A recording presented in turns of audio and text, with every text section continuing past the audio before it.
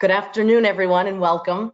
My name is Julie Shields-Rutina, and I am the Director of College Planning and Education at MEFA. And today, you are joining us for our college admissions webinar as part of the MEFA Institute, our newly launched professional development series for school counselors and others who help students. So thank you for being with us. We are very lucky this afternoon to have a special guest, Drew Carter, who is the Senior Associate Director of Admissions at the College of the Holy Cross in Worcester. Hi, Drew, thank you. And Drew has a ton of experience in college admissions, so you will get to hear his knowledge on the process. And what I always say is, besides just his concrete knowledge of all of this, he has a really great way of thinking through this process for students making this transition between high school and college and beyond. And I learn from Drew every time we speak, and I'm very happy he's with us today. A few housekeeping pieces. I'll just ask I want to make sure you can see the slides and that you can hear my voice. So in the, let me show you.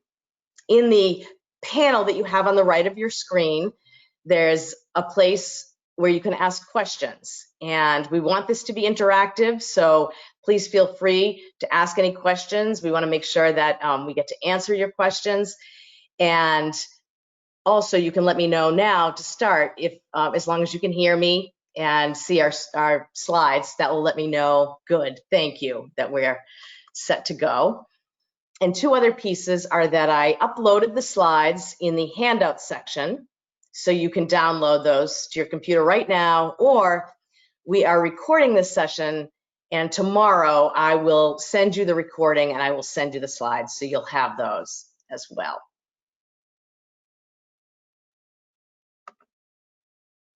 And lastly, again, please come back to visit MEFA's website often and to take advantage of the other lessons that we have within the MEFA Institute. We have numerous lessons all on saving, planning, and paying for college throughout the year.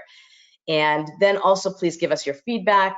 This is our new professional development program, and so we want to make sure that it's the most useful to you. So we'd love any feedback you have to share. And with that, I will turn it over to you, Drew. Hi, everybody. I'm Drew Carter from Holy Cross, and I am excited to be with you today, with my friend Julie from MEFA.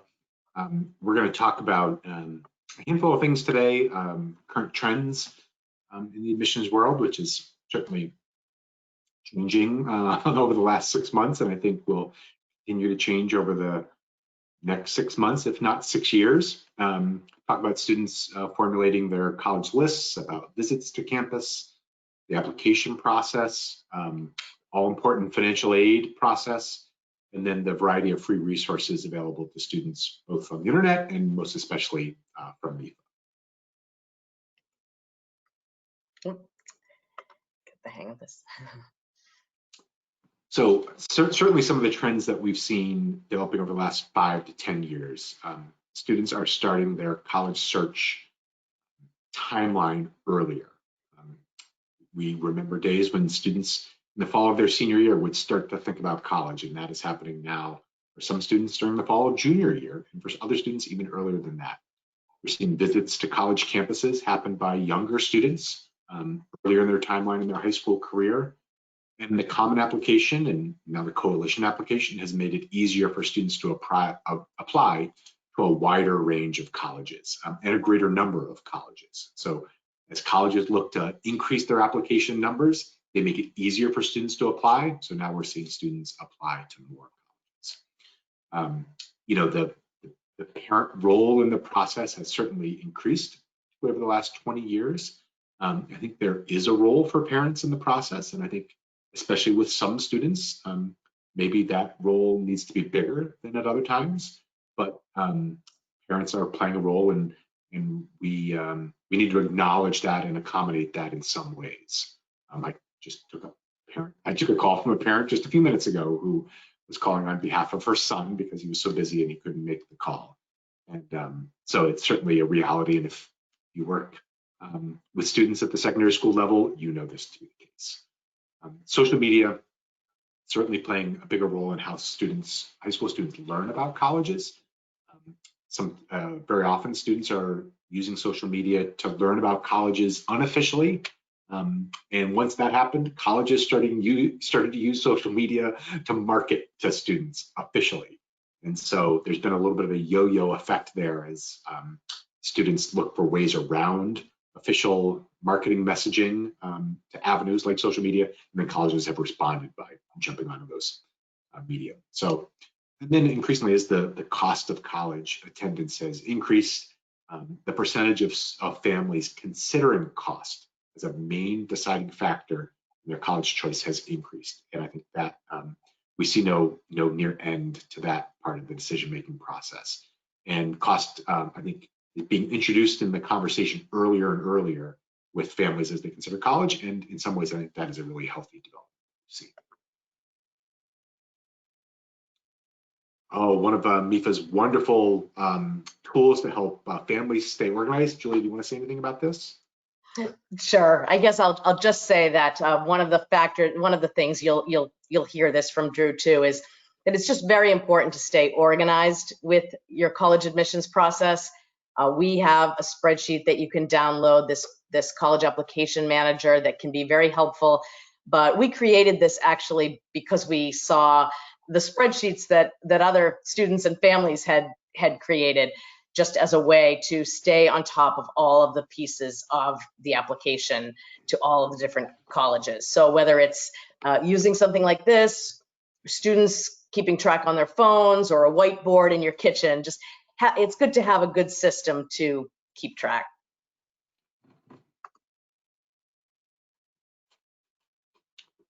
Here's a few resources that MEFA has put together so that that families can use to research colleges. Julie, want to say anything about these? Yeah, and just that, sometimes I'll have students say to me, where do I even begin? Or parents say, where do we start looking at colleges? And especially in these times, there are a lot of online resources to do that. So we've given some of those to you here: College Navigator, Big Future of the College Board, and our own MEFA Pathway portal.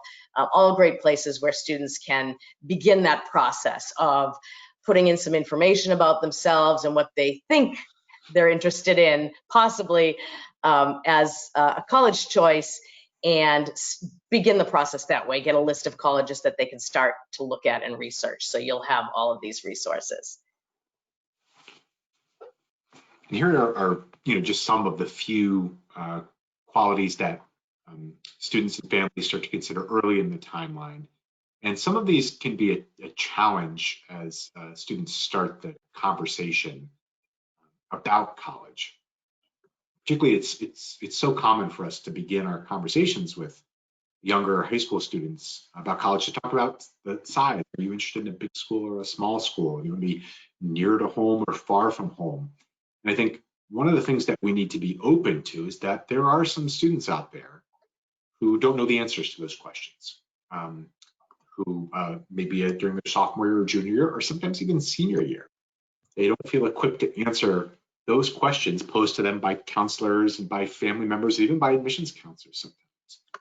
And we can be frustrated at times by how students sometimes don't want to partake in these conversations with us. And in those situations, I really try to encourage students and parents and counselors as well to not put them in a position where they have to answer a yes or no question. There are some students out there for whom they would be happy at a big school or a small school. Sometimes the answer is both. And sometimes students have no sense of scale, particularly with online learning about colleges in this remote environment. How to get a sense of what's the difference between Babson and Northeastern, that's really tough through a website. They kind of look the same when you look on their website, but those who have been to those campuses know that they're very different. So when we run into roadblocks in conversations with students like that, I think it's important to talk about different things, to talk about culture and fit and activities and learning style, and really talk with the student about their favorite parts of their current high school environment, their least favorite parts, and then try to match those qualities with colleges, understanding that they may not be equipped to answer the questions to which we are asking them. What do you want to study when you go to college? Sometimes it's easier just to ask a student what their favorite class is right now and why that class is their favorite class, and thereby sort of start to determine whether this student would be right for small seminar type environment or a larger institution. So there's so many factors to consider, but I think especially when we start these conversations early, it's important to be open, to not corner students to having to pick one or the other, and to understand that they may not always be willing participants to these conversations early in the timeline. That the more that we can encourage them to research on their own, to visit when that's possible, and to experience what different college environments will be like, I think the better those conversations are served later in the time. Virtual visits are certainly an important part of learning about colleges right now, and the difference in the offerings from colleges and universities now as opposed to 6 months ago is night and day. We did a pretty thorough audit in my office back at the end of March as to what we were offering and as what our peer schools were offering as far as virtual offerings. And we did a similar audit about 2 months later, and then a similar audit about 3 months later, and it is night and day. Colleges have really mobilized all of their recruitment efforts and placed this online. And in some ways, I think it's made learning about colleges more accessible. You know, I say often to students, this is not a worse way to learn about college. It's just a different way to learn about college.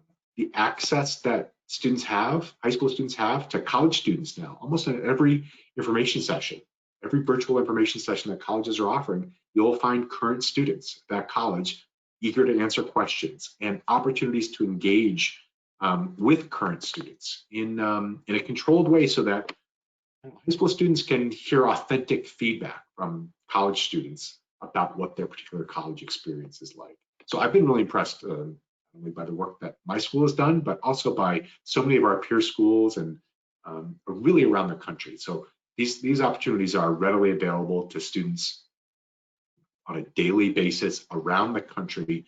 And I think there's actually really great information and really great access to information right now. And I'm really impressed. I think because you can't visit campus, you have to look for other ways. And there are so many other ways right now to learn about colleges. So many more ways than existed a year ago.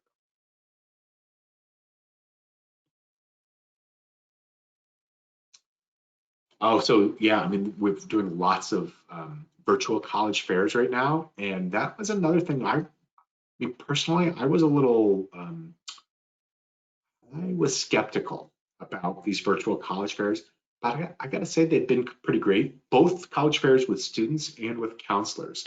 I've had some really great conversations, and I've given some really great presentations, if I don't say so myself.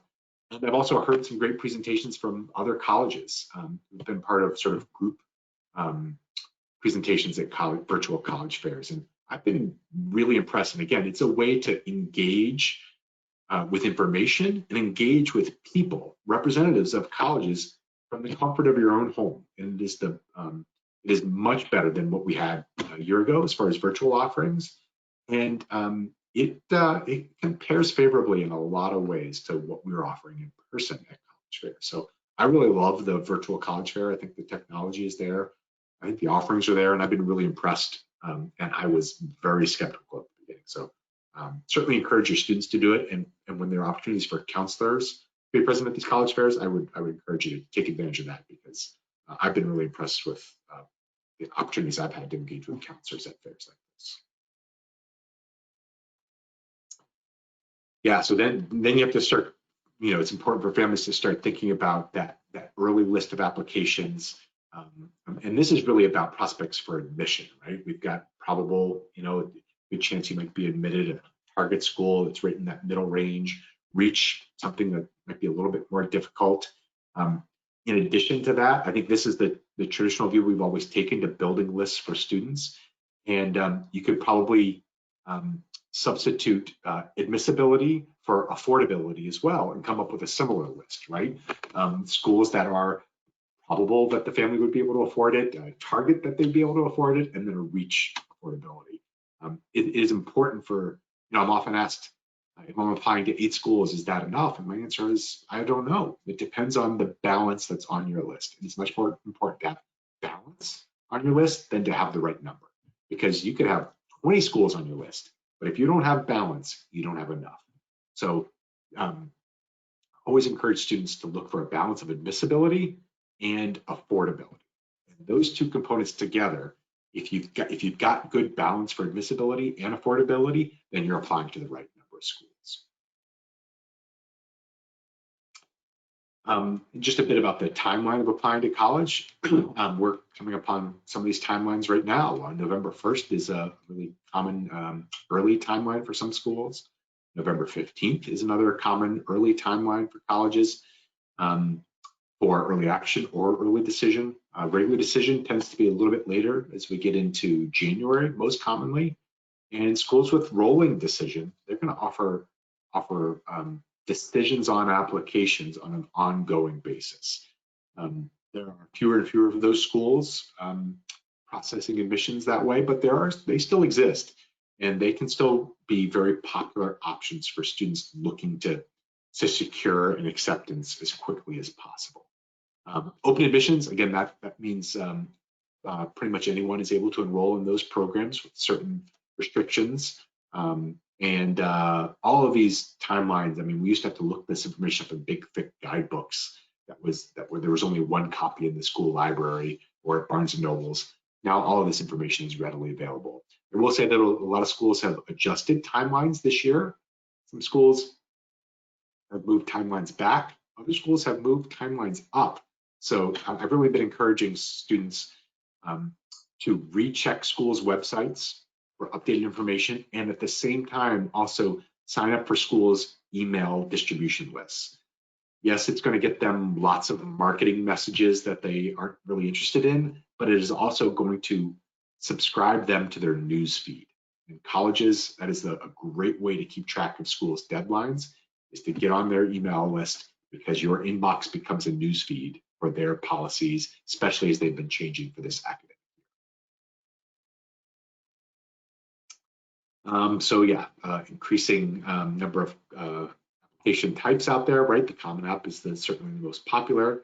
The coalition application rising in popularity, formatted a little bit differently, but and some school, lots of schools will offer both. Some schools still go with just a school-specific application, and there are even a few paper applications out there, I guess. And materials that may be included, right? Obviously, the application form and transcript and test scores if that's required. We've got recommendations if those are required. Sometimes they are, sometimes they aren't. Some schools look for an activity list or a writing sample in the form of a personal essay. Interviews are offered at some schools, not at other schools, as well as auditions or portfolios if that's a student might be applying to a special program. So these are some of the required and supplementary materials that might be considered as a part of the student's application. Yeah, now, part of what we do in the college admissions world is to take limited information from the past and to predict future performance.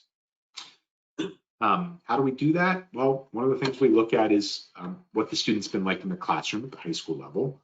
And information there would include what courses has the student signed up for, how they performed in those courses, and what level were those courses at, as it compares to what levels of courses have been offered to that student at a particular high school. We always are looking for trends, consistent trends, upward trends, downward trends. We're also looking for specific information related to, at some colleges, they're very interested into how a student has done in particular classes as that might relate to their intended area of study. And the state of Massachusetts works on the sliding scale for their state colleges and universities, and some adjustments to that this year with canceled standardized test scores. but that information is public, and all the public colleges and universities in Massachusetts make that information readily available. And yeah, I mean, I think there's a little bit of science, a scientific, statistical, data-driven approach to evaluating academic readiness. And at the same time, there's a little bit of an artistic approach of reading essays and reading recommendations. I'm glad there's still an artistic approach, because otherwise this would all be done by computers and I'd be out of a job. So I like to keep that artistic side. Standardized tests. I mean, did we ever think that there could be a year where the anxiety over standardized testing could double, triple, quadruple? I know it goes up every year, but I never thought it could increase in the way it has this year. The scarcity of standardized tests, exams, and dates has made families' anxieties really rocket to another level. It's really sad and unfortunate, especially as colleges have adjusted to make their standardized test policies. We're going to see fewer and fewer students who have had the opportunity to sit for tests this year. But there's a variety of ways in which students can hopefully try to prepare for exams and perhaps take standardized test exams when those are offered. I think we're seeing a real change in the landscape of college admissions right now, not just this year, but I think the result we'll see for years to come as schools will roll a one-year test optional policy into 3 years and maybe beyond. So I think their standardized testing will continue to play a role in college admissions over the next couple of years, but it will be a changed role. And I think a changed role that a lot of us are excited to see that role change. One of the things that I think families are most curious about often is what role extracurricular activities play in the college application process. One thing I say is that we don't necessarily punish or reward a student for the decisions that they've made about what to do with their free time. We just want to see that they've done something in their free time. I think some families and students think that value is given to some activities over others, and frankly, I can say I see no difference between a student who has chosen to play soccer in high school as opposed to a student who's chose to work at Walgreens every afternoon at school. I think we want to see that students are involved with something, and that could be family responsibilities, and that could be athletic commitments, it could be artistic commitments, or it could be employment commitments.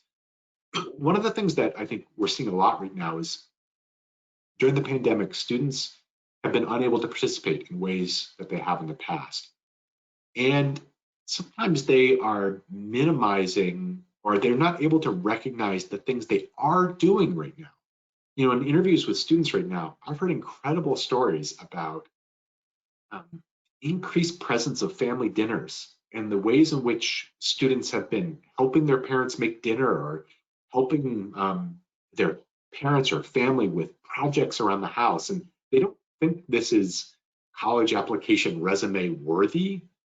And yet I see those commitments, I see those contributions as incredibly valuable. And so this is an unusual year and will be probably an unusual few years. As students compose their activity list and resume, I've really been encouraging students to be open-minded about what you include there, because traditional opportunities for activities have not been available, but non-traditional opportunities have been available. And sometimes family commitments have increased. So we want to hear about those, because sometimes I think while students think they're not as impressive, I think they are equally as if not more impressive. So I think really encourage students to think more broadly about what they include on that activity list. Oh, essays. I was a part of a panel the other day, and the conversation came up about should we be discouraging students from writing their essay about the pandemic, about COVID-19. And I will tell you, I listened to representatives from a lot of other colleges say, yes, we should be discouraging and students should not write their essay about the pandemic. That because the Common Application and the Coalition application has given students an outlet to talk about it, that's optional, but they shouldn't talk about it in their essay. And my response to that, and it's sort of what I'll say here now as well, was this. Students should write their essay about whatever they want. We should not be telling students what they should or should not write their essay about, other than to say they will write the best essay on the topic they want to write about, not the topic they think they should write about. And if a student really wants to write about how their life has been affected by the current pandemic in their essay, then I think they should. You know, we're saying, you know, we're saying, some people are saying students shouldn't because the Common Application has given them this outlet.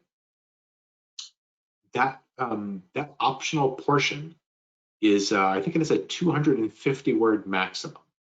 And in the same description for this section, the Common Application says, natural disasters and pandemics can have long-lasting effects on student lives. Please tell us about the effect on yours in 250 words. I'm glad the Common Application has included that optional section, but I think we should not be telling our high school students what they should write their essay about. If students want to write about the pandemic, they want to write about how their life has been changed, I think they absolutely should. We always encourage students to start early, to take control of this part of the process, to feel empowered, but most importantly, to write the essay on the topic they want to write about. That will always make the best essay that they can produce. And if it's a topic that they want to write about, then it is a topic that we, the admissions world, want to read about. Here are the Common Application essay prompts for this year. I call them sort of comma-filled and confusing. The only point I have to make here is that I always tell students, don't look to these as they are questions that you are supposed to answer in the application. I usually tell students to ignore these prompts and to think about the essays and think about topics and versions of essays and versions of topics that they might want to write about. And when a student is truly blocked, they run into a roadblock, they can't come up with a topic, they can't come up with an idea, then look to these prompts as a little bit of a jolt, a jump start to a dead battle. But if a student doesn't need that jump start or doesn't need that jolt, then ignore these. Write the essay you want to write, and when you finally go to submit, just figure out which prompt it matches best with. I've never read an application essay from the Common Application and thought about what prompt that student was answering. It's just not necessarily a part of our decision-making process when reading applications. I see these only as a jump start to a dead battle. Letters of recommendation, that is an important part of how we learn about students when those documents are required as a part of an application. I think the most important part is that students are asking teachers that they feel a connection to, that they feel knows them well. That is can be a different part of the equation, particularly with students who have been learning remotely last spring and then sometimes even this fall. I think it's still possible. I really encourage students to show their teachers the qualities that they want to see represented in these recommendations. I think that's possible in remote learning and hybrid learning and in in-person learning. If I can offer any advice on writing recommendations, I would say one page is great. I'd say anecdotes are great. And picking a few descriptive qualities and then illustrating those qualities. If a student is hardworking, tell us why he or she is hardworking and give us an example of how you've seen that live out. Backing that up with some real anecdotes or illustrations that make that student come alive in our brain is really well served. And you can use fewer words rather than more right there. I don't think there's any need to make recommendations long. If they are well executed, then a short recommendation can be a great recommendation. Interviews, they are available at some colleges as a part of the admission process, and at other schools they are not available. The thing I'll say about interviews right now is that in the virtual world, I was really suspicious. I had done some Skype interviews over the last decade with international students, and I was really skeptical about how interviews was going to transition to this remote environment. The honest answer right now is that they're better. They have been better, not than I expected. They have been better than I expected and better than in-person interviews. This has totally shocked me. But now, I will say fewer students are participating in them, but those who do, the quality is better. They're more comfortable, they're more relaxed, they're in their own home, they're wearing clothes they want to wear, not clothes that their parents told them they had to wear. They're sitting on their chair, not my uncomfortable couch in my office. There's no uncomfortable, there's awkward Zoom interaction, but there's not that sort of like awkward presentation quality to an in-person interview. Sometimes in-person interviews, especially when they're on campus at a college or university, they can really feel like a presentation instead of a conversation, in spite of the admission officer's best efforts. And I gotta say, over Zoom, they have been delightful. They've really been delightful.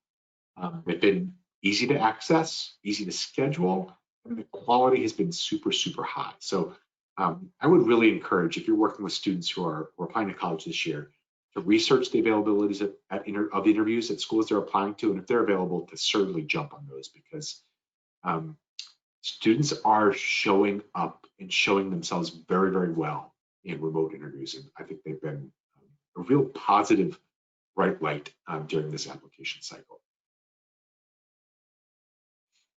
All the possible options for decisions that come from an application. Admitted, obviously, that's the one we're most excited for. Deferred usually means an application has been moved from an early round to a regular round, whether it's from early action or early decision into regular decision. Denied means usually the student has not been accepted, and that can happen both in a regular decision application, and at some schools that can happen with an early application as well, whether it's early action or early decision. At some schools, a student can be denied for that cycle. If a student has been offered a spot on the wait list, it's important for students to know that at most colleges, a student has not been placed on the wait list, they've been offered a place on the wait list. And at most colleges, the student has to engage and sign themselves up for that wait list. It's a sort of a two-step process. They're offered a spot on the wait list, and then they sign up for the wait list. It's not true at all schools, but at many schools, that is the case. So in those situations, it's important for the student to follow up and to place their name on that wait list if they've been offered that spot. Last deadline, May 1st, that was there's some wiggle room with some colleges last year because of the pandemic. It'll be interesting to see if that has any effect during this upcoming cycle, whether May 1st will still hold or whether there might be some wiggle room there. That's yet to be determined. Understanding affordability, I'm going to kick this one to my expert here, Julie, who is in affordability.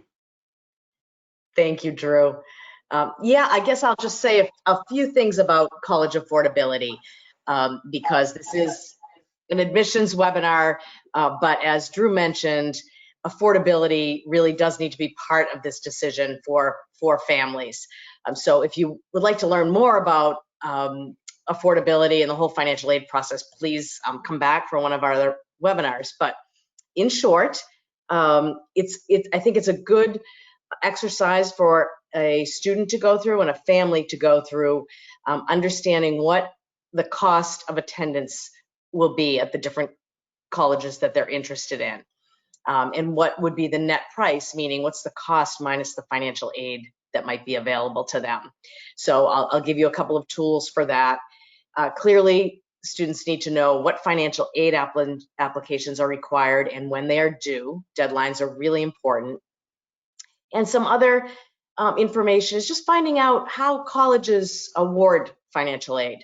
Do colleges award it based on a family's financial need, or do they have merit scholarships, which could be for academics or sports or another talent, or could it be a mix? Many colleges do a mix of both. And lastly, it's not too early for students to start researching some outside scholarships as well. And so one of the ways that a student or a family can get a sense of what financial aid might be available is to use what's called the net price calculator on a college website. So every college website has one of these calculators, and you can just type net price calculator into the search bar and type in some information as you know, the family would on a financial aid form, and get a sense of what type of financial aid may be available from that institution. And I always tell families, this isn't something where you would then say to your student, don't apply to that college. The net price calculator didn't show any financial aid that would be available, but it is a factor to just take into consideration when building that list. And I think Drew said it best when he talked about having a balanced list, balanced in every way, just to make sure that a student's options and choices are left open. And then these are the financial aid forms that families need to know about. They need to know that the FAFSA is the free application for federal student aid, and all colleges require that to apply for financial aid because the federal government requires that for any federal aid. And another form called the CSS Profile, and that's a form from the College Board. And many private institutions also require that form as well. And usually the reason they're requiring that is that they have a lot of their own grant and scholarship dollars to award, and they need a little bit more information from families. The FAFSA, despite sort of rumors and common thought out there, has become pretty easy to complete these days. It's become a lot easier over the years. And one of the reasons for that is it has a limited number of questions. And so that's nice. That's good news when completing the FAFSA. But again, those colleges that have a lot of their own scholarship dollars feel they need more information from families. And that's why they ask families to also require the CSS profile. There are some institutions that may have their own college-specific financial aid application as well. I'm seeing that less and less, but students should always be looking at the college websites and just making sure about that. And these forms for financial aid become available on October 1st. So when the student is a senior, as you know, that's when they can begin to complete these forms. And I'll mention something because I have had this question from counselors a lot lately. When October 1st rolls around, there seems to be this hype and on the internet and complete your financial aid forms. And some counselors have said to me, there's no urgency on October 1st. Why is there all of this hype? You know, people aren't going to miss out on funds most likely if they apply October 15th or November 1st or November 15th. So all I'll say is the key is, of course, making sure the student and the family complete these forms before the first deadline, you know, whichever college they're applying to that has the earliest deadline. And so my way of talking to families about this is just to say, it's not urgent, but the forms are available. The financial information that you're going to be using is from 2019 in the case of this year. So why not pick a night soon, sit down, gather your documents, get a cup of tea, and get these forms done and out of the way. So then the student can pay more attention to all of the other parts of the admissions application. And always like to point out to families these two programs, Mass Transfer, which is the program within Massachusetts where students can start at a community college, then transfer to a four-year public institution and have all kinds of benefits like automatic admission and some financial benefit as well. So we always just want to encourage students to look at everything available to them. So that's a website that you can have your students look at. And also Tuition Break, which is a program where other public institutions in New England that have programs that we don't have here in Massachusetts can then offer in-state tuition to students from Massachusetts if the students go to those specific programs. So another website that we can share. And Drew, I guess I'll turn it back to you for the timeline. Yeah, I mean, I think the one thing I would mention about this, really traditional timeline when it comes to the college search and application period of time is that some of these items have been flipped. I mean, I think the traditional way that we thought about starting the college search process was to encourage families to get out there and go see as many colleges as possible early on. And I've said that for a long time, that seeing colleges in person early in the timeline is really important. Well, in many cases, that's not available, or it would be incomplete. I think some schools are doing a version of a campus tour now, and some schools aren't, but you could still walk around on your own. So that might be possible in some ways, but it might feel incomplete. So I think some families are looking to the spring of the senior year, maybe after decisions have been received from applications, as their time to visit campuses, hopefully with some loosened restrictions if things go our way over the next 6 months. And what they're doing is they're putting other factors first, learning about individual programs at individual colleges, like doing real research on average class sizes and majors available and graduation rates and employment rates after graduation. Some of that's sort of like more in the weeds research that families used to do in the spring after they received acceptances. I think that now is the time to be doing that before you apply. Take advantage of that hole in the calendar really right now where visiting colleges is not a great option. And hopefully seek that opportunity to visit campuses in the spring after acceptances have been received. So I think that's a flip that we'll see perhaps come back again after the pandemic is gone. I think people will go back to that sort of habit of visiting colleges early in the timeline, because I do think it's a good idea.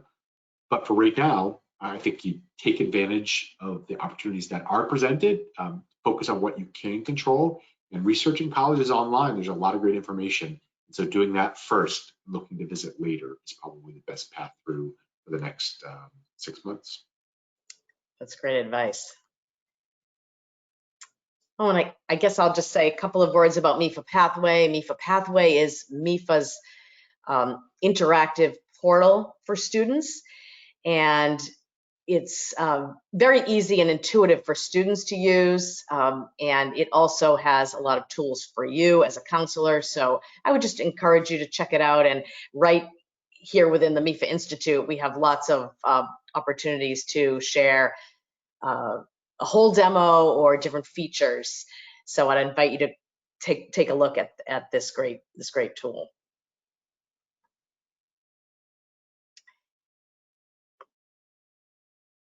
And yeah, these are just some other things that you can be doing now or whenever, really. As I mentioned, the MEFA Institute has numerous lessons. Come back often and let us know what else you might need from MEFA. One other thing I guess I'll just add here is that MEFA also has numerous webinars for families and students. And those can be found at mefa.org/events. So I guess I'd just ask that take a look at that, and I'd encourage you to share all of that with your families as an extra resource always, but especially this year when your school year looks a little bit different. And so anything we can do to support you in helping students with this whole process, we're happy to do. And you can also connect with MEFA on social media. But I'm going to see, Drew, we have one question here, and I'll just encourage others, if you have questions, we can talk about those now. So, Drew, the question I have that's already here is, given the test optional policies, the numerous test optional policies and the increasing number of those, would you say that has made schools become more selective because of the emphasis on the rest of the application? I mean, I think it's going to be interesting to see this year, as particularly with regards to some of the larger schools in the country, maybe even especially in our own region, that have traditionally received a huge number of applications. it is possible that they will be receiving even more applications because have moved to test optional would make in the mind of many high school students, maybe it seemed to them that they now have a better chance of being admitted to that school. So it's going to be interesting to see. I don't think we know the answer to that yet. I think when a school goes test optional, sometimes students think it is now easier to get in, when in many cases the exact opposite is true. Because more students apply, it becomes harder to get in. The other thing that I think will be interesting to see this year is how many students are applying from abroad. What are the numbers of applications from international students? I think most schools are expecting that number to come down. So what we might see at some big colleges in the area is that they're receiving an increase in applications from domestic students because they're test optional now, and more students think they have a chance of getting in. And at the same time, they're receiving fewer students or fewer applications from international students. So they might be a sort of a net zero there on the number of applications. As that affects the school's admissibility, that's a fascinating. I mean, I guess the first question is, how are those schools going to make decisions with their volume, with fewer standardized test scores?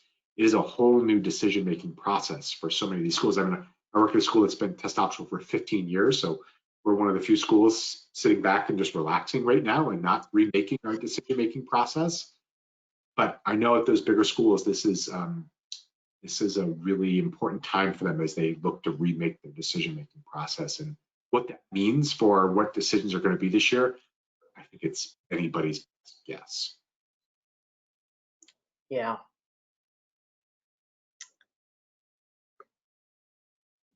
That was an unanswer to a question. It was a lack of an answer, but I think there's a lot left to be learned over the next couple of months about what effect this has on the application cycle. I will say what we're hearing from a lot of our peer schools is that the number of applications received early in the timeline is actually up. Now, that does not mean they will receive more applications on the whole, but it does seem to suggest that some students have taken advantage of their time at home with fewer opportunities outside of the home. They've taken advantage and they're completing their applications a little bit earlier in the timeline. So it'll be interesting to see the trends that we find really over the next 8 weeks in applications. It will be a lot of learnings, I'm sure. You know, we don't have any other questions, but I would just say thank you so much, Drew. This was terrific. And thank you all for participating. And we, as we are saying, we'll see a lot. We'll be watching this year closely and learning a lot, I'm sure. So thank you all. Thanks, Drew. Bye-bye.